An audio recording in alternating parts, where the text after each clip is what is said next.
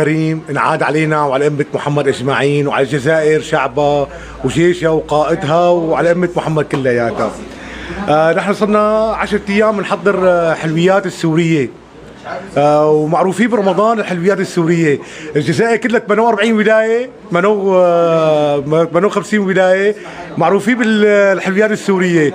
والحمد لله عندنا التحضيرات، عندنا الكنافة بالكريم فريش وبالبانان، عندنا كنافة بالفرماج، عندنا كنافات بجميع الأشاطي بجميع المكسرات، وعندنا الشامية، عندنا الشامية باللوز بالفستق وبالكاجو، وعندنا الحلويات، يعني الحلويات والتحضيرات كلياتها، ومعروفين بالحلويات السورية. وما شاء الله شعب أكيد. عندنا الإقبال من 100 بالشعب الجزائري، من 100 الإقبال.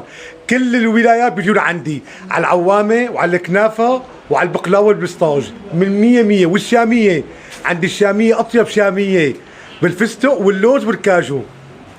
نحيي الجزائر كلياتها، ونحيي جمهور الوهران، الشعب الجزائر كله بنحييه، بس أكثر شيء نحن بنحب وهران، وتحيا وهران. اهلا وسهلا فيكم، كل عام وانتم بخير، رمضان كريم علينا وعلى الامه الاسلاميه. اهلا وسهلا فيكم. حلويات الدمشقي وصلنا هون الحمد لله 12 سنه، ما شاء الله كل مالنا لقدام، ولا الحمد لله بفضل من الله.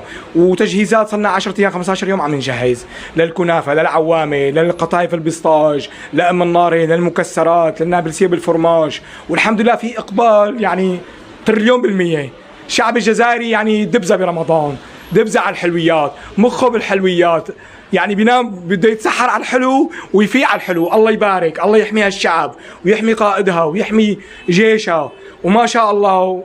وهون نحن عادين يعني مثل اهلهم، والله مثل الاهل عامليننا. و58 ولايه كله بيجي لهون فضل من الله، وبنقول لهم مرحبا بكم، وكل عام وانتم بخير، ورمضان سعيد علينا وعلى الامه الاسلاميه. اهلا وسهلا فيكم. رانا عند خونا انس هنايا محل دمشقي للحلويات السوريه.